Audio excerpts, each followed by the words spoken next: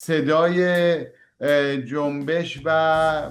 مخالفین جنگ رو به عنوان یک صدایی که حضور داره در جامعه، رسانه های دنیا بتونن اون رو منعکس بکنن که بدونن ایرانی های خارج از کشور فقط اونهایی نیستن که به دنبال حمایت از جنگ هستن و دارن